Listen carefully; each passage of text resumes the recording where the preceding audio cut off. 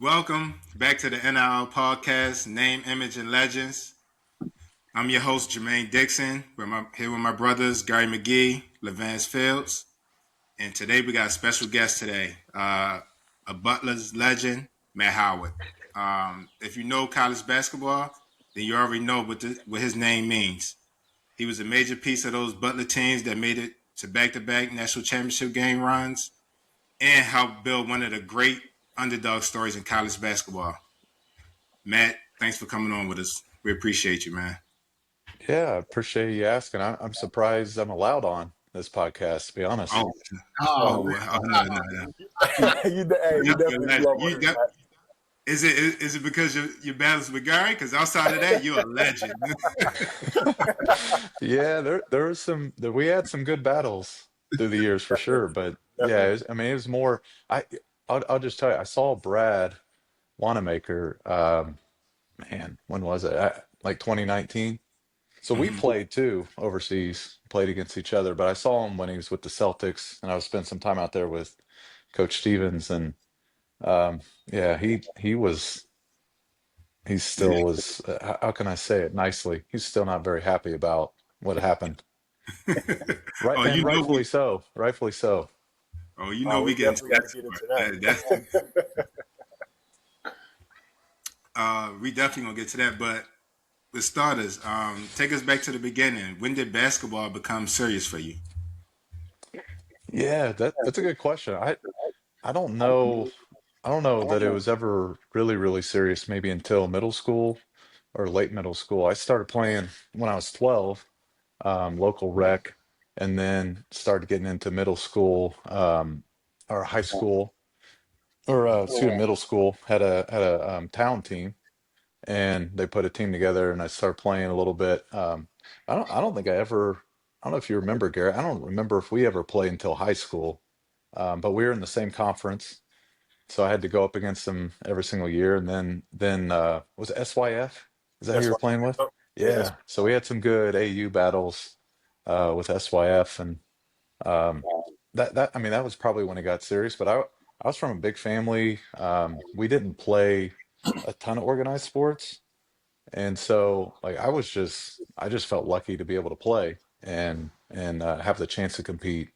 So I don't know, like people ask me that, and I just didn't understand what was going on. Nobody was telling me about, the next level or the opportunities that were there. I was just happy to be out there and competing.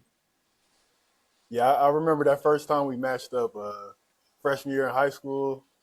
I think you was starting. I was starting. It was like they got a freshman kid on the other team. He's supposed to be good. I didn't think nothing of it, and you kind of gave it to me that game. That was the first time we met. Y'all beat us. You had a really good game. That was my first time. Like, hey, he's good. And ever since then, I knew every time I played against you, I had to be ready because I knew you came with it. You played hard. You had good athleticism, shot blocking, shot making ability. So I remember that very vividly. That first time it was at Highland in Anderson. So I that was didn't, the first time I seen. Yeah. see, I didn't remember that. You know what? It's funny. Like you talked to a lot of players that have competed at high level. The stuff they remember are the bad moments, or like the stuff you remember really well, or the losses or bad moments. And like my wife will still make fun of me. I'm sure you remember this, Gary. You have to. We were playing in Germany, and we matched up, and I got the ball like on the ground on offense around the free throw line, and there was like 2 seconds left. So I was like, I'm gonna have to shoot this. I don't know if you've seen like these commercials and stuff where the guys are just standing there and they just swat the ball like this. I like shot it, and Gary just swatted it right back into my face on the ground, straight back down. It's like that I think is the last time we played, Yeah. and like that's the thing that I remember probably as much as anything for playing against you is probably the most one of the most embarrassing moments as a player. I mean, it doesn't. I don't know if it gets a whole lot worse than that. Like you try to throw something up and it just gets smacked right back in your face on the ground. Crazy. I don't remember that, but I remember playing that game because I remember that's the only time I ever beat you. So I remember that. I was like, I finally beat him one time. So I was like, Yo, before we get there, Is that before we real? get Is there, that don't try to skip. Oh, hold on. Cool. Did Gary McGee ever win against you, Matt? I didn't remember that. That was the only time. yeah.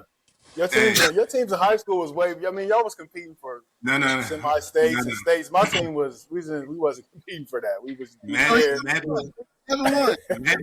Matt been beating on you so bad he didn't even realize you never got a win. Well, here's the thing. Outside of probably, to his point, outside of the Pittsburgh, like playing you guys, that was probably the only time where you're favored. Probably, I would say, to your point. yeah, Yeah. yeah, for sure, for I mean, sure. that matters. That makes a big Yeah, difference. Hey, man, don't be modest, man. You was beating them bad, man. That's it. It's, but it's nah, the he was truth. balling though. He was It's the balling. truth. I don't play around. I'll tell it straight. I heard you say nobody was really telling you nothing in high school, but when do you really recognize or realize, like, maybe I got a chance to go to college with this and do something Yeah, here? I mean, I think the first time was, man, it was probably going into sophomore year of high school and playing AAU, and then you start to get some of those letters, and some of them are ridiculous, like you're never going to go to some of these places, but that was the first time it's like, wait, there might be something here, and for a while I collected all of it because I thought, like, where I came from, I thought, it might all end in some ways. So it was like all of these were sort of special, and then you realize it's like, all right, a lot of this is trash. But that was the first time that even crossed my mind, is when I got that first piece of mail from a Division I school. You remember what And one, school was it? Oh, go yeah, ahead, Lee.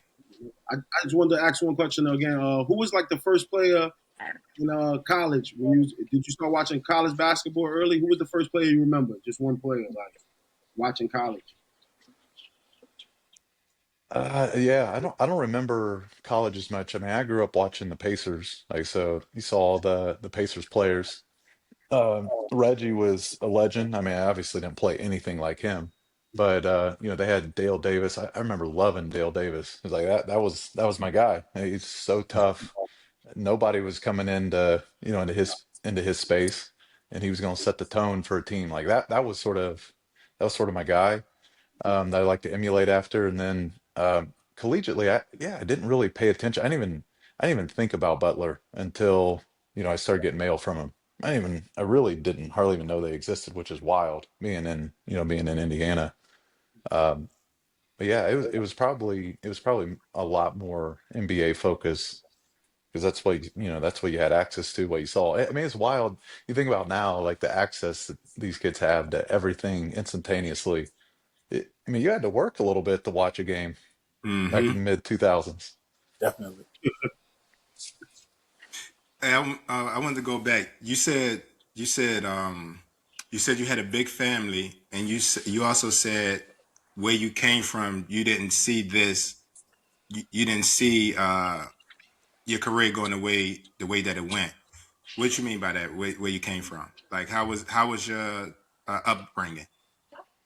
Yeah, I mean, it wasn't anything bad. It was just my family. We had a big family. Some of the older ones they didn't play sports. Some of them were so busy, and they wanted to work and make some money, because there wasn't Mm-hmm. a lot of extra money around. So they were doing that instead.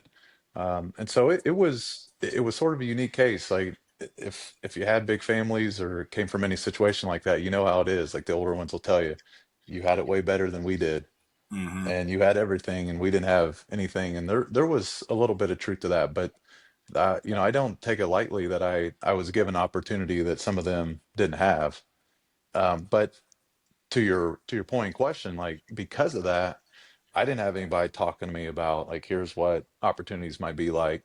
I also wasn't massive, like, I was big, but like Gary said, I had to work really hard for it, and I was probably lucky in a lot of ways that I had that, because it made me really, really, like, mentally tough and physically tough, growing up in that way. What made you? What was the other schools that you were thinking about besides Butler when it came down to making a decision to what college you were going to Yeah, it's a good question. So I really like Purdue. I had Purdue recruiting me, and Gary, you know that class really well, and you guys may remember it too. They had it's sort of a funny story. So they offered 5 of us. Apparently, this is what they had told us, and I do believe that that's true. And then they had, I believe the order was something like, I think it was Etwan Moore may have been first, and then Robbie Hummel committed, and then they got Jawan Johnson. And so they had 3 commits, 1 scholarship left, and they'd offered 2 other of us. And they just called us both and were like, hey, whoever takes it first gets it. And I'm sorry, but this never happens. You never offer 5 guys and get 4. Right. Normally you have to offer 8 or 9. And so Scott committed real quick and he got that 4th. But it was a great, I mean, you think about that class, that's an incredible class. Mary. But after that, I went down to IU. If you guys remember, Kelvin Sampson was there. Yeah. Or the Kelvin Sampson. What are you doing on my potty? Are you serious? Can you get mad? He's walking downstairs. Hey, here's the thing. Here's the thing about that. I got a 3, 6, and 9-year-old. It's so real. Like it's so real. It's so good.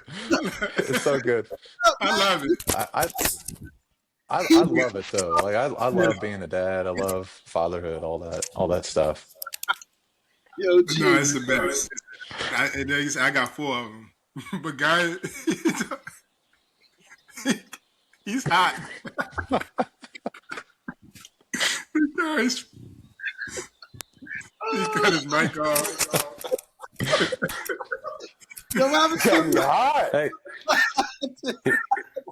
here's sort of the tie-in though. There was a lot of crap going on at IU during that time, and so there wasn't really, I don't know, to me it wasn't really an option. So it didn't come. I had told pretty much everybody I wanted to stay somewhat close to home, so it ended up being like Purdue was out, IU was out, and Butler and Xavier were like the 2 places I really looked at. I was going back to what you said about that Purdue. I mean, that was crazy to have all 5 of y'all, and then I had 3 of those guys on my 3 of those guys was on my AU team. You had Juwan. It's a pretty crazy time for sure. Like looking at and seeing how they recruited, and you got to make a decision quick, or if you don't, then somebody else gets the scholarship. So, Yeah, I mean it was that. I don't know what the class ranked, but it had to be one of the better ones in the country, probably a top 25. I mean, I don't know if it was top 10, but all those guys are really good players. I think they all was at least 4-star, top 100 recruits. So they was. Yeah. And you said IU was out of it, but just because of what was going on there with Kelvin Sampson at the time. Yeah, I think Eric had actually already committed, and so there was an appeal there. And I don't. Did you talk to him at all, Gary Kelvin? Oh yeah, I did, because he recruited me because my older cousin played for him in Oklahoma, Aaron McGee. So he had that connection. So I talked to him a little bit, and I liked him a little bit, but I don't know. Something wasn't sitting right with me, so I kind of steered away from it, and I just was looking elsewhere at the time. So It's funny you said that some wasn't sitting right with you. When I went and visited him, um, he, I went with my mom and we went around IU a little bit, saw everything, and then we had probably like a 15 to 20 minute period where I went in and just talked to him. And I mean, I'll tell you, like leaving that room, I was convinced that I needed to go to IU and bring them back. I mean, he was such a good salesman. And I remember being on the in the car with my mom on the way home. I was like, something's not right about it. And so like you're saying, Gary, you could sort of sense something wasn't right about it, but he was so good. Like you can see why he does a really good job. He's clearly a really good recruiter, and his teams are just tough, man. It's impressive how they guard and how he gets those guys to play hard. Definitely. When you get the Butler, it's you, Sheldon, and Gordon, or Gordon is younger than y'all? Yeah, Gordon and Shelvin were both in the class just under. So they came in the next year. That when I got there, they had 5 seniors that were really good. And so those guys started, and I came off the bench for a little while, and one of them got hurt. Then I started for the rest of the season after that. But Gordon and Shelvin were in that next class. 2008 and 9 class. So you kind of answered it. Obviously, I had a good team, but they were seniors. Just got to play, then they left out. So now when Sheldon and Bolton are coming in, you played the freshman year. Are you expecting now that y'all going to be better team and y'all going to win some games? Or is that the projection for y'all going into your sophomore year? Yeah, well, I mean, the team before was good. They went to the Sweet 16 the year that I was coming in, so the year before I got there, and then that team, I mean, we probably would have if I was in a little better shape. Like, I mean, it's probably one of the things that sticks with me as much as anything that that last game of my freshman year, we were playing Tennessee. They were the 2 seed, really good team. Chris Lofton, the big dude. I can't remember the big dude. He was a great stretch for him. And if I played terrible, and like if I would just play decent, we would have been in Sweet 16. Like that team was that good. And so yeah, I don't think our expectations were as high really with so many freshmen. But obviously you could see the talent that Shelvin and Gordon had, and we were pretty lucky to get them. Shelvin had committed, I think, going into or during his junior year, maybe, or going into his junior year, I can't remember.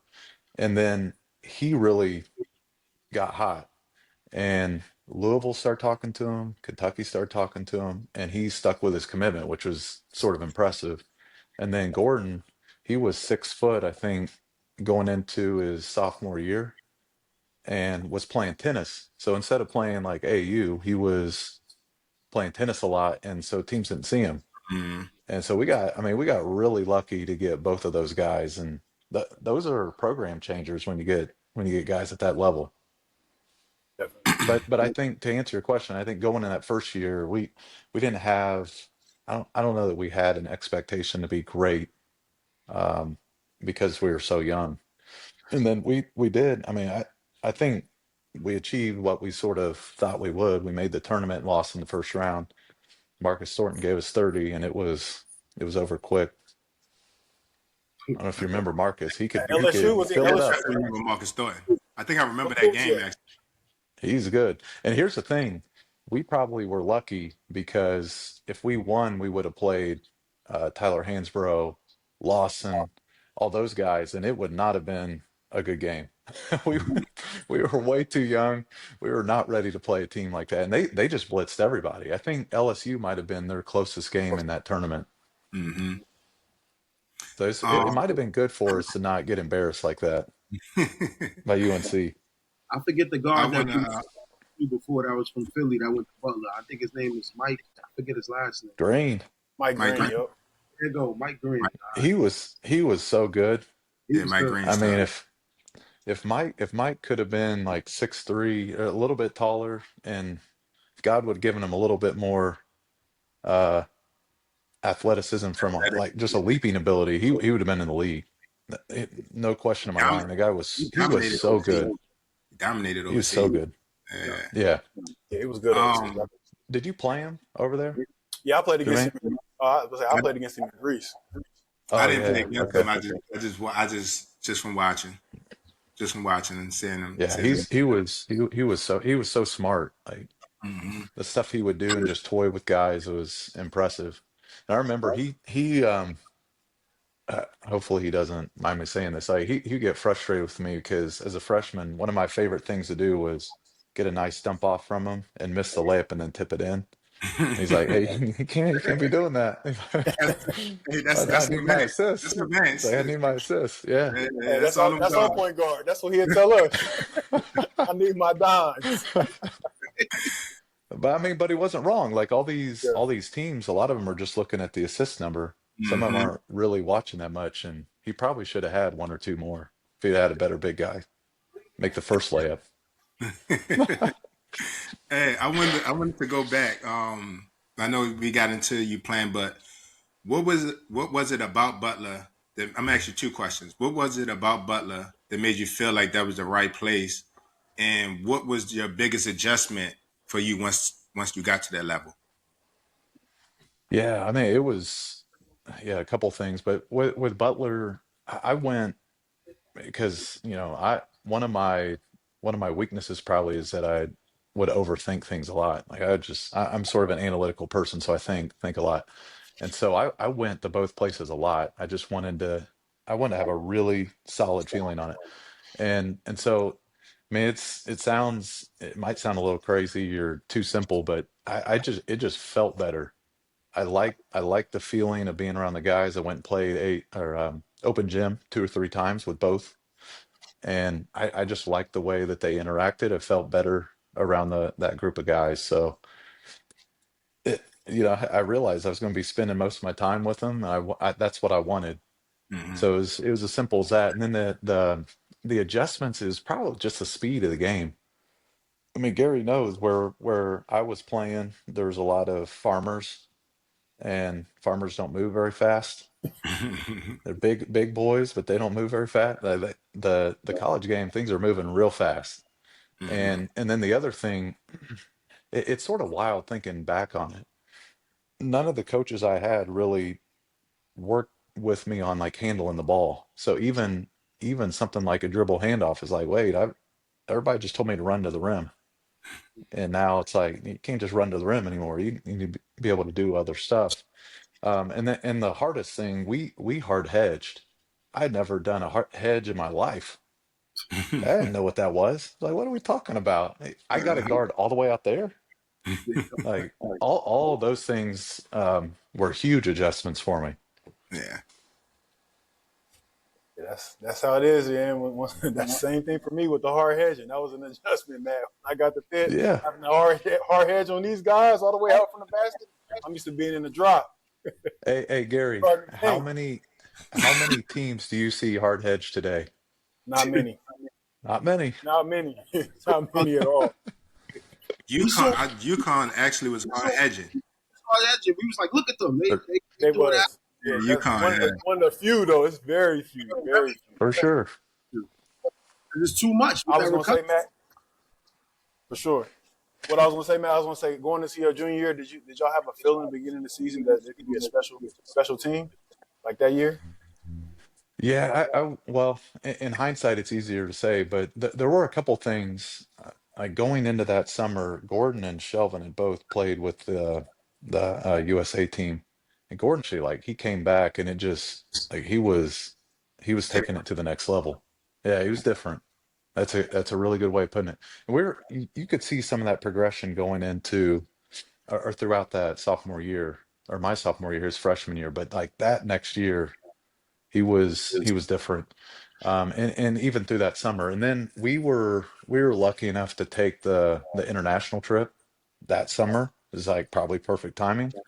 And that a couple weeks, extra weeks of practicing and playing.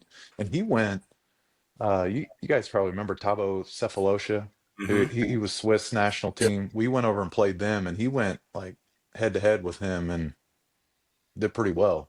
It was like, okay, like this is an NBA, this is a rotational guy, but an important piece on an NBA team. And so like all of those things sort of build it up. And then I remember our coaches, and I mean you can say this matters or maybe it doesn't, but they had said, hey, we last year we talked about making the NCAA tournament and we did. All right. So we achieved our goal. It's like, no, we're not doing that this year. Like we're not putting a limit on it. I mean, the Final Four is in Indy. Let's go there. Like, why not? Like, why not make it our goal? And so that was what we talked about at the beginning of the year, and we're trying to build towards. But I mean, I think if you asked us, like, do we legitimately think we're going to be a Final Four team? I don't know if everybody would have said yes. I mean, just being real, Mm-hmm. that's a tough thing to get there. Yeah. We know very well.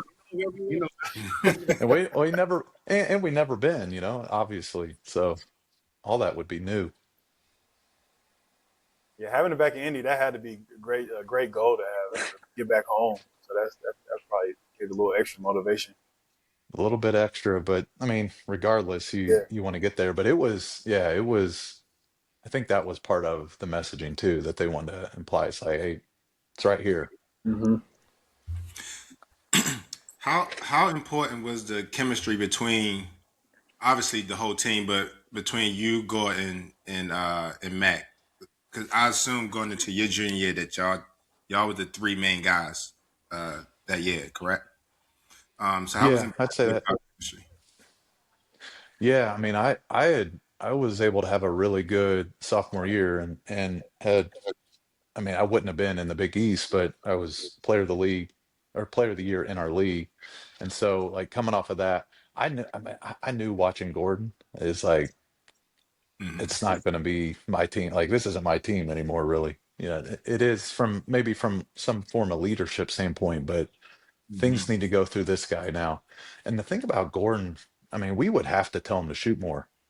It was sort of crazy. Like, and I think that's a good thing in a lot of ways. Like for a team where it's like your best player is that kind of guy and is trying to be unselfish. Like it helps take you to another level. But he has to be. You guys know how that is. Like in important games and in the tournament, he has to be that guy. And then he did. You know, he did rise to that level.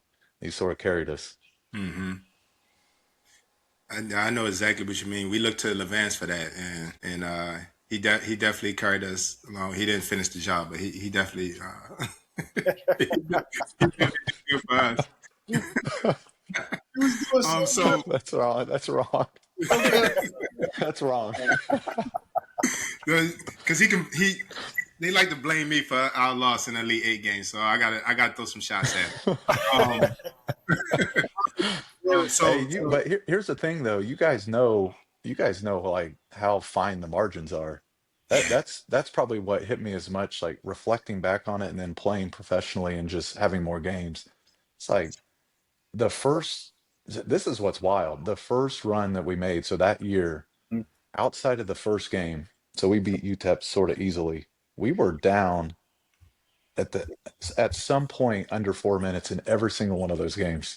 mm-hmm, So it's like one or two play, one possession, and we could be done in the round of 32. Nobody cares about the season. mm-hmm. Like it's wild. The margins and stuff like that. Like I'm sure there are one or two plays in the Elite Eight game that make the difference, and the and I, story's completely different. and I was gonna ask you that what stood out the most to you in that first Final Four run, but would you Well, say is that? it's partly that. I remember after the fact, I was talking with Coach, and he said, we were sort of consistent because the only team that scored 60 points on us beat us. And so it was like every single game we held every team under 60 except for Duke who scored 61. And that was sort of our magic number. But again, it's like for a game that has so many possessions, it's amazing how similar they can be or how important one or two plays are they were talking about. What was it like playing for Brad Stevens? Like how was he as a coach and as a leader? Yeah, I mean he was great. I know I'm sort of biased, but I think he's as good a coach as there is. And I I was lucky enough to play 7 more years, and you get to get a few other coaches, Mm-hmm. and it helps to validate that. And I had a couple really good coaches overseas. I'm not saying that I had bad coaches, but like when you have when you have something like that for 4 years, you sort of begin to think that's normal. That level of just being tactical, but also I'll say one. I mean, you guys know this. There are some coaches who are very good tactically, X's and O's. They make adjustments within the game. They're great at it. But maybe they're not great personally. Like he one. I'll just give an example. So I think he was really good from a personal standpoint of figuring out what guys needed. And we were playing Florida the 2011 run, and I think I had got scored on like four straight play. Alex Tice and Vernon Macklin, just massive dude. They were just killing us inside. And it was, I think it was about 9 minutes left. We're down 9 or 11 points, whatever it was. And he called me over and he said, "Hey, Matt, I want you to go tell the team we're going to win this game." I'm like, I'm thinking in my mind, like, there's no way at this point. But I think he knew that I needed to hear that, and then also tell my teammates that, and my teammates see it, and it was like I don't know. Like I never had anybody else do that or recognize stuff like that within the moment. But beyond that too, I think he also didn't address guys the same way. And some people would say that's not the right way to do it. But like you got to press guys' buttons a little bit differently. And Mm-hmm. he and our coaching staff were really good at doing that too. So I think like there are a lot of coaches that are really good at one or the other, and he was actually and is pretty good at both of those things. Yeah, I was smirking because when you were describing that coach you was describing, it sounds real familiar. Uh-huh. So what Well, I was going, the next thing I was going to say, man, after that 2010 national championship run, this is the NIL podcast, and these dudes is out here getting paid now. After that great season you had, coming back, what kind of money would you have been asking for, man? What you would have wanted after that good season? Like this Hey, is the time. This is what it is now. Would you think you would have gotten a portal? Or you would have been, what I'm saying, loyal coming back, because it's a lot different now. How we see the guys, like as you can see now, the portal opened a couple weeks ago, maybe, and guys are just going everywhere. Like our team at Pitt, we got a whole new roster, like one guy returning. So it's just a different landscape. So how you think that would have went for you? I mean, probably pretty well, just because, they, Sure. I think a lot of team, oh, you guys see it. A lot of teams, they overreact to stuff, right? So like they want winners, they want whatever is visible in what has just happened. So you even see that I saw a great breakdown on this portal so far recently where, because Michigan was so big, like the bigs, according to their metrics versus what these guys would say someone's worth, they're getting way overpaid relative to guards at the similar level. It's like so mm-hmm. they're just trying to pick up whatever they can because that's what's worked previously. But Gary, I'll tell you this that maybe to help us cope with this a little bit. Um, I'm in the financial world. Like I know how 2008 was. Uh-huh. So the way I cope with it is like we were just going through this great financial crisis. There was no money out there. So maybe there was no money to be had anyways. That's a good way to That's look at my it. that's my way to I like cope with it. that's a good way. That helps a little bit, I guess. That can help a little bit. Yeah.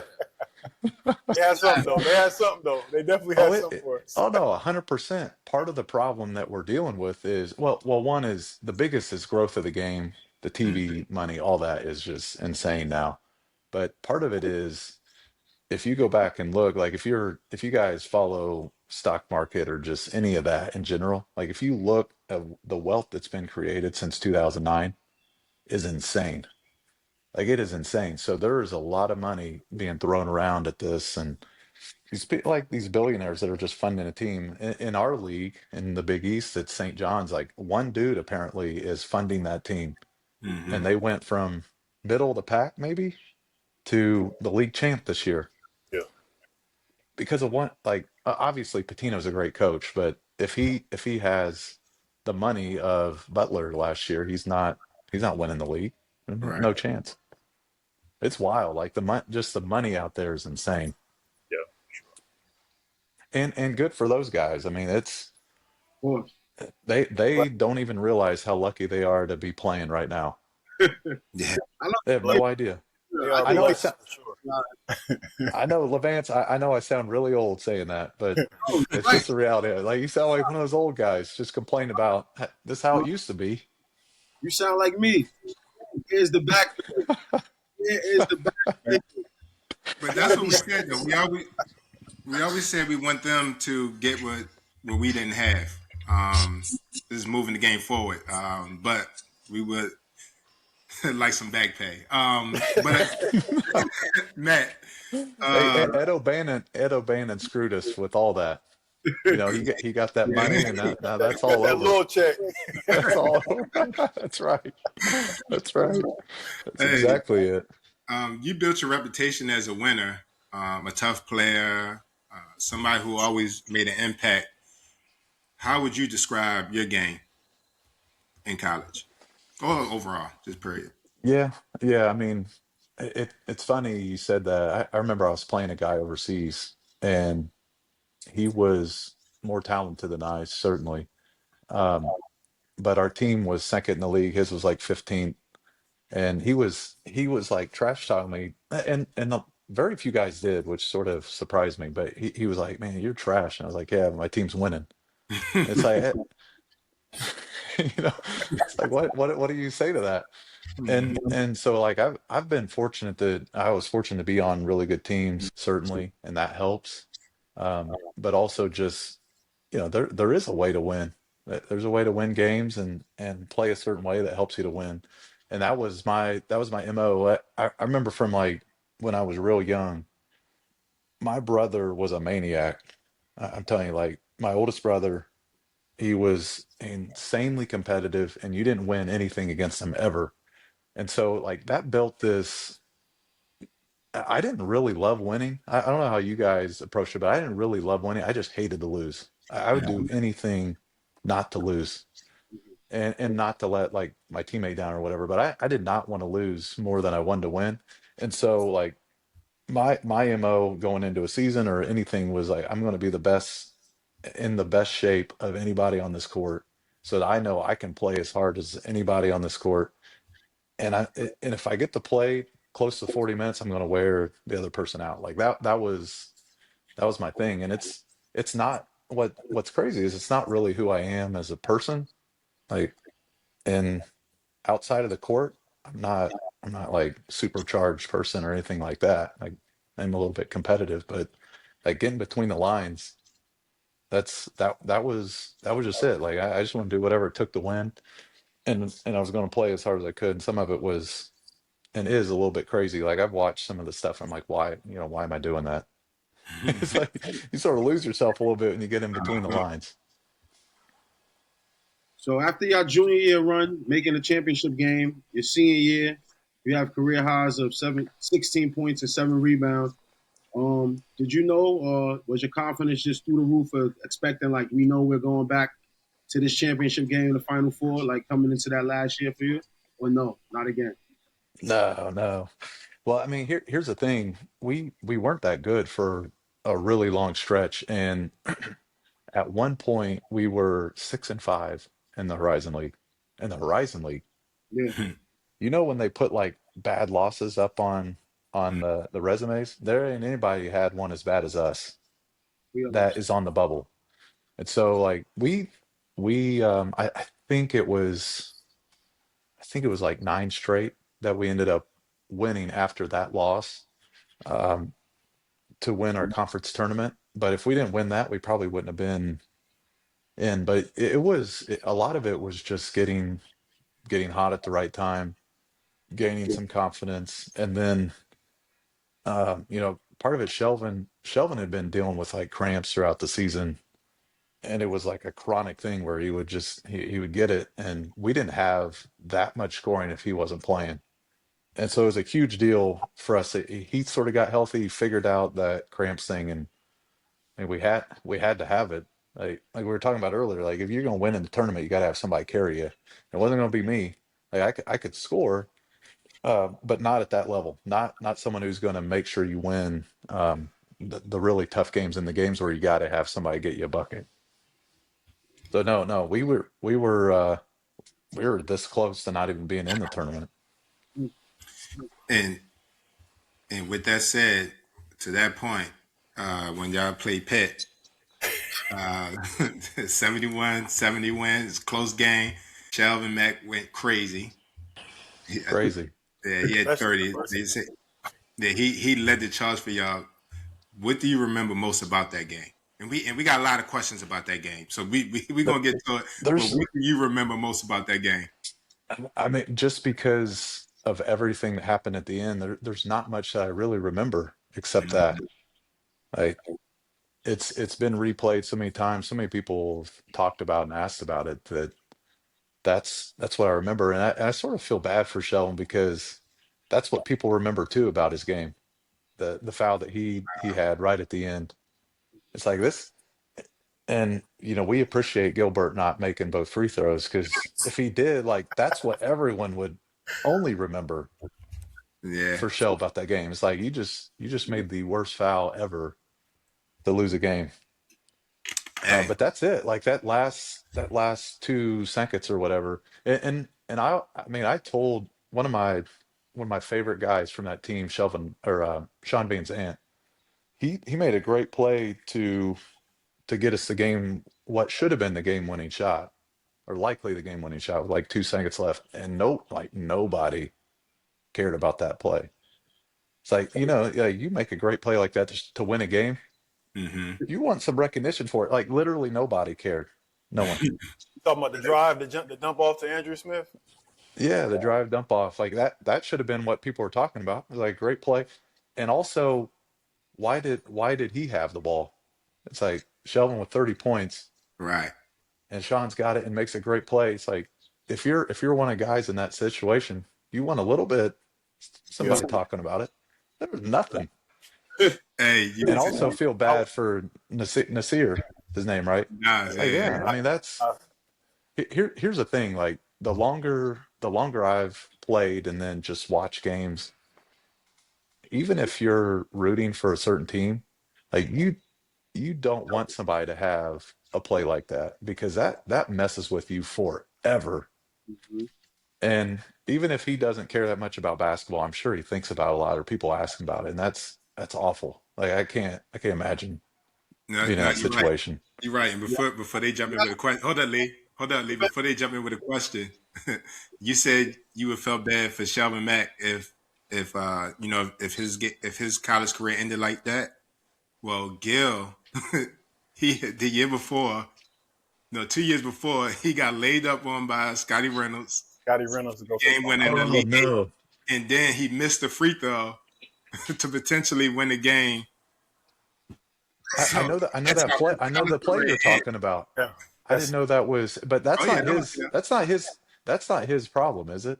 Yes, that It was is. Jermaine Dixon. These two guys were on the court pressing full court. Hey, Matt, they was pressing full court. We don't press all year. It's a lot that went into it, but They got some of that fault too. I was going to say, I'm not trying to hate on you guys, but I do have a question. Like, I don't know if you remember, it was a game this year where it was Florida, Iowa. Did you guys see the end of that game?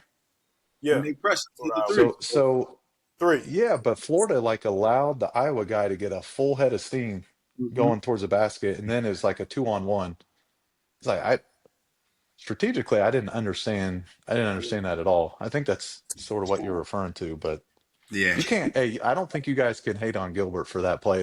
If it was the score at the rim, He got a he block. shouldn't even been in that position. Hey, man, we talk about it all the time. Gil always says that I overhelped on that play that you said, the drive. He said I overhelped and got that dump off for Andrew Smith because I went for the block, but I thought what's the guy name that drove? You said what was his name? Van Zant. Van Zant made it. He was making a play. I was going to block it. He dumps it off. Yeah. Andrew Smith gets the dunk, and I was mad at myself. Gary. Literally 2 seconds later, Shelvin Mack fouls, and I said, "Oh, here we go. All you gotta do is make these free throws." Gil's an 80% free throw shooter. So I'm like, Yeah. good. He make the first one. Shelvin is talking to him the whole time, so I'm like, "Oh, Gil, come on, chill out." I'm not saying that to him. I'm like, "Yo, chill." In my head, I'm like, "Chill." Then after that, he misses the free throw, and then You know what I do remember about that game though? If I remember right, our game plan was like we're going to try to take away the guards who are really good, and Gilbert was I don't know like maybe a 30-ish% 3-point shooter, yeah, and he that's couldn't miss that game. He was hot, and I think to that point hadn't missed the free throw. So sort of like Shell, he had a great game no, he did. up to that point, and that's what's wild. Again, like everyone remembers the one thing, and It's a lot of he put you guys in a great position. I'm gonna help Gil out. He shot 40% from three because if I don't say that, he gonna Okay. say, "Y'all He shot let them 40? go in there." Oh, He shot I 40. thought it was 30. I thought it was like 38, He 37. shot 40. He I was gonna gonna say, say, "Y'all let Matt go in there and say that." He shot 40. But I feel like that's thank you But for he wasn't correcting the that. guy, But I right? feel like our game plan was to Ashton. like if we're going to help, we help off of him and try to take away the guards. But that's what we did anyways. That was always Basically, our take away Ashton and Brad because they were everything ran through that. Make Gary Yeah. beat you. Yeah. These guys. He's wrong. He's wrong. After the foul, you go into the line and you got to make the free throws to win, though. What are you thinking when you get there? Oh, well, let me tell you something before that might help explain all this. We had, St. Patrick's Day weekend. I don't know if you guys remember that. And we had a guy on our team that was a redhead, and he has told me a couple times that he was entered into the game between the first and second free throw. Okay, so he has told me he is fully responsible for how it ended. He had a little bit of luck of the Irish. Came in somehow. Gilbert misses. The foul happens, and he said, that's what helped me make the free throw too. I don't know if that's true, but it would make some of this make sense. But I mean, more seriously, to answer your question, I didn't, there's been a lot of free throws, like stuff going through my head, maybe in the middle of a game, where I felt more stress on than that, and maybe it's because we were tied, Mm-hmm. but I didn't really feel a lot of stress. And maybe somebody like Gary was saying, I know Shelvin was talking, that became a story. Like Shelvin was talking to Gil before he shot his free throws. Maybe nobody talked to me at all. I mean, maybe that was an opportunity. Somebody could have come put something in my Yeah. head. What am I doing? What am I doing? I don't know. I mean, I should have been like, but "Come on, man, you owe me one." That's what I should have came and said. But hey, I was too distraught, man. I was too distraught. I was already ready to cry. I was disgusted at the point. I'm gonna be honest. I think we all were trying to figure out what just I was happened. like, yo, he got 2 free throws to make one. That's all I thought, man. He got 2 free throws to make one. It's double bonus. Like, so when you got the rebound, did you, as soon as he put his hand in there, did you just knew you were going to do that? Like, what went into that once you got the rebound? Like, what was your thoughts on that rebound? That's what I was going to. Yeah, I mean, I guess in the moment, like I do remember what I do remember about it is I remember feeling his hand there, and like obviously I'm not going to make a shot from there. We didn't have any timeouts, I think. I don't remember if we had timeouts. We probably didn't. And so like my thought was just like when you get fouled or you feel like somebody's arm, a lot of times if you don't do anything, maybe they don't see it. But if I bring my arm up, it's going to be real obvious that his hand is there and like grabbing. And so it's just it was sort of hopeful. And this is firmly my belief. I don't know if this is true. I mean, we can't ask the ref, but if they wouldn't have called the foul on Shelvin right before, they probably don't call that. Mhm. And I would say that's fair too. Like for referees to decide a game that way would be wrong. And I mean, I might have maybe I would have argued with the ref, but like to be real, like I don't want a game to be settled that way. So I like if they wouldn't have called the foul on Shell right before, I bet they wouldn't have you won't call called that that. foul. Yeah. Yeah. I'm with you on that one. I think it was a Mako call, but did you miss that second? Did you miss that second free throw on purpose after you made the first one? Yeah, Did you miss on yeah. purpose? Brad had said to do that. Not, I think he was. I don't know if you noticed, he had cleared everybody off the line. I think they're probably all standing underneath the other goal. He's like, there will not be another foul in this game. And from what I've heard, I think it was like even on the broadcast, they said Brad almost made that shot. Yeah. Like, I remember him getting the rebound and throwing it, Mhm. which was I think it was after the clock, but they said he almost made that. Mm-hmm. Which Yeah, it was I after the didn't even clock. look. It was him. I didn't Him even and look at it. Trayvon Woodall was fighting over who's For the going to ball. shoot. He's fighting I'm for over there. I'm it. down there just looking at them too, like, what are y'all doing? It's over. I mean, it's wild that he almost made it. I mean, how wild would that have been? I know it doesn't matter at this point, but if he would have made it, even after the clock, like after the Yeah, clock went on, that would have been, man, who knows? At that point, it'd already been enough craziness. yeah, that was a wild game for sure. So about a shot like that, it's That like was wild. court and half court shot against Duke, right? That was close. That was really close. Yeah, I mean, I told him before. It's like it would have been better if he would have like shot it into the stands because I know it shouldn't matter, but it actually does. hit you a little harder when it's that close. It like takes the wind out of you a little bit more. It's like, so if you don't miss, just It's missing. put that thing into the crowd, launch it all the way into the stands. I wanted to ask you about that championship run your last year.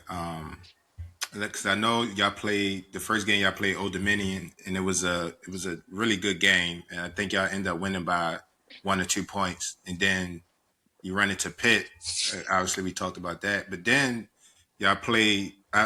Obviously, Pitt was the number 1 seed. Y'all played Wisconsin, and then Florida, right? Florida, yeah. But then y'all went in the Final Four was the mid majors. Y'all versus VCU. And then obviously playing Kemba and UConn in the championship game. How was that run for you your last year? Yeah. I mean, again, a lot of it's like getting the right matchups and then like the margins. So we won right at the buzzer against Old Dominion, win right at the buzzer against y'all. And then a sort of a dream matchup for us to play Wisconsin. Like that's perfect. Mm-hmm. Florida, I mean, we got Shelvin to carry us home. We're not winning that without him, obviously. I mean, we talked about it a little bit earlier. We were down, I think, nine or 10. And it's funny, you asked about the workouts. I ran into Alex Tice. I think it was a Bulls workout later, and he told me, he's like, "You're the luckiest team in America." I was like, what are you talking about? And he listed off like 4 or 5 things that happened in that second half. And I went back and looked, and I was like, yeah, he's right. Like balls bouncing around, threes that bounced in. One probably the most important thing that happened in that game, Macklin was just killing us, and like huge big dude, and was killing us. And they gave him a 4th foul that should have been someone else's. And so he went to the bench, and we made a little run while he was off the court. And so it's like little stuff like that happens that puts you in that position. But they were our worst matchup by far because they were so athletic and big. Mm-hmm. And it wasn't just a guard play, which is what we excelled at, guarding good guards. Mm-hmm. We struggled with other really really athletic teams, and I mean, you saw that when we played Connecticut. It's like we didn't have the athletes they did. Right. And that game against Connecticut, if I'm not mistaken, that's one of like that was Lowest scoring games. it was an ugly game. Like that was an ugly game. And you can call it a defensive battle.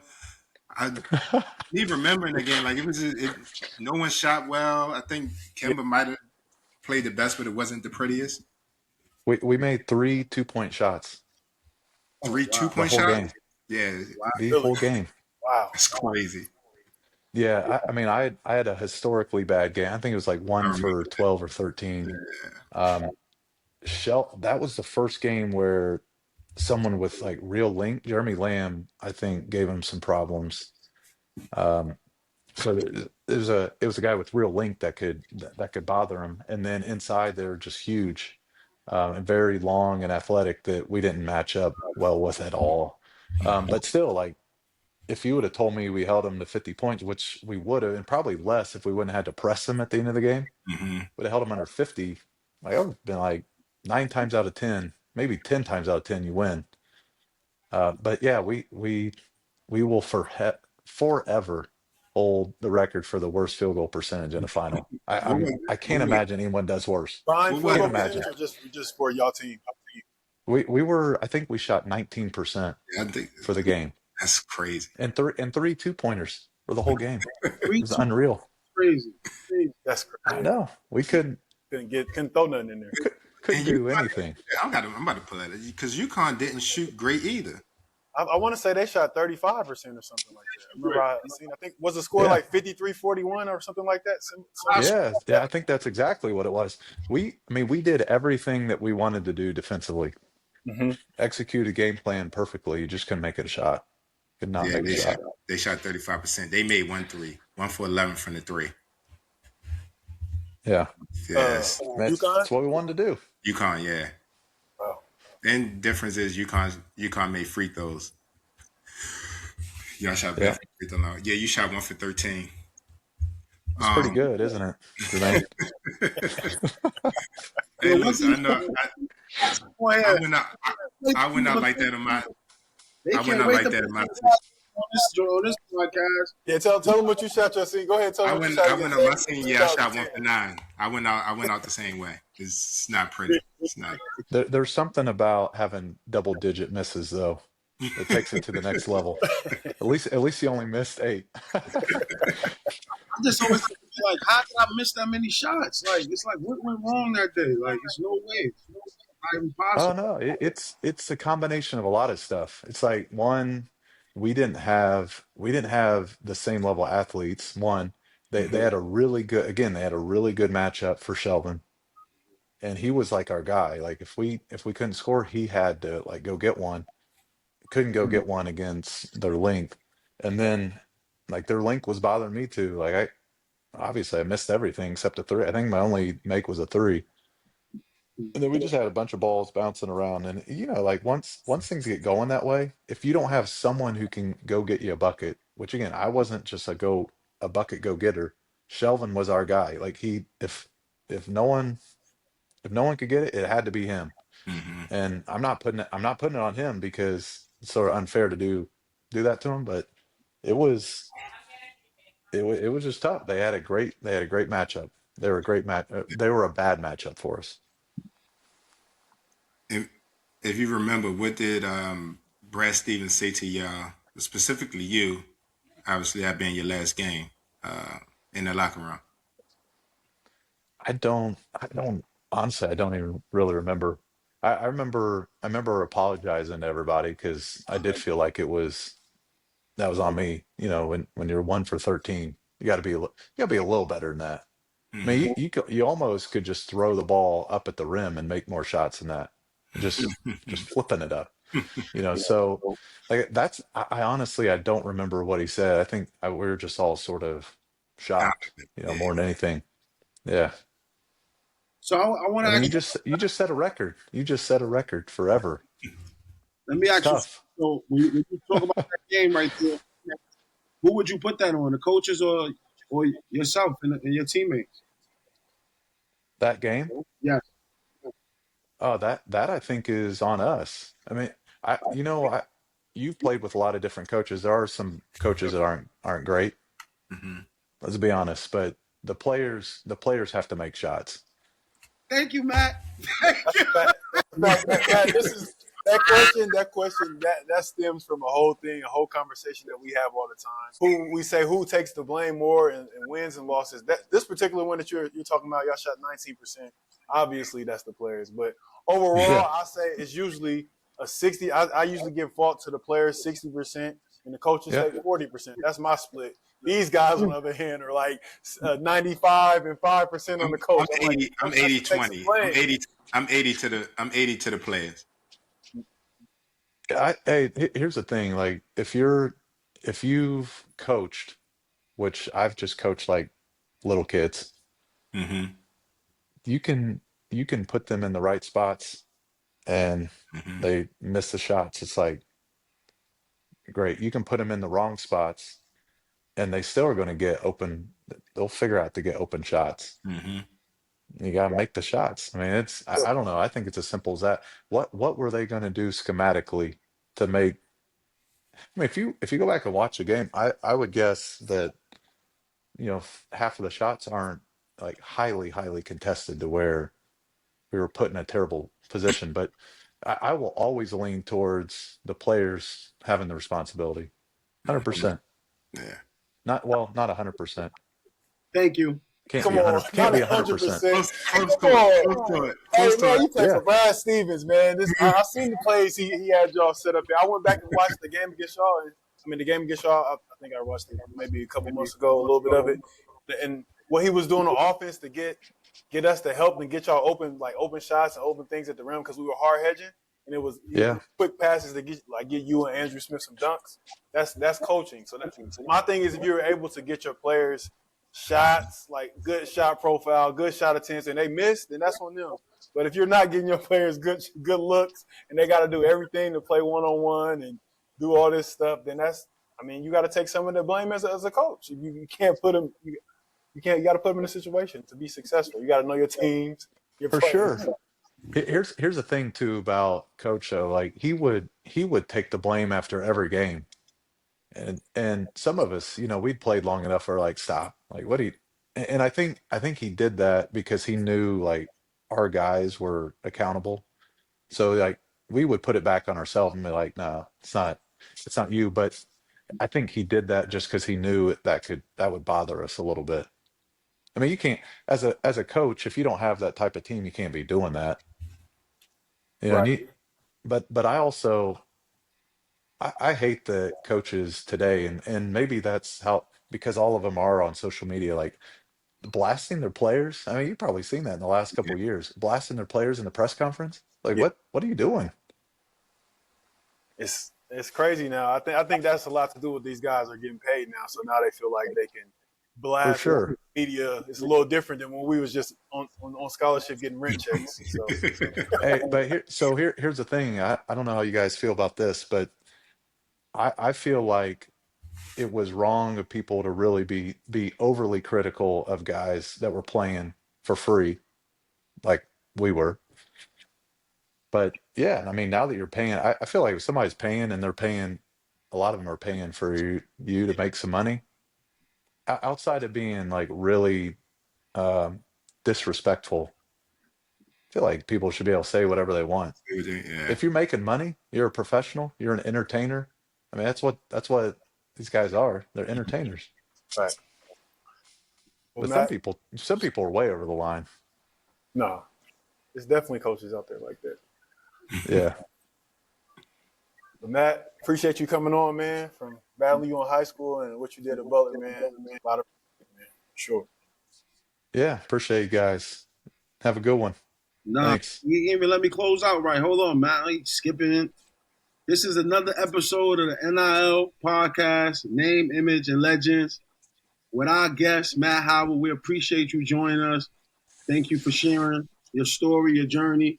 And you're a legend. I know you was being modest, but definitely one of them guys that put in some work at a mid-major and did things that guys like ourselves wish we could accomplish in the tournament. So you had a hell of a career, and congratulations to you on what you got going on now. Yeah. Appreciate you guys. We Thanks. appreciate you, Matt. The Indiana guy, man. Don't y'all, so Yes, we sir. breed over here. Tell him, Matt. Hey, like and That's right. subscribe. Like and subscribe.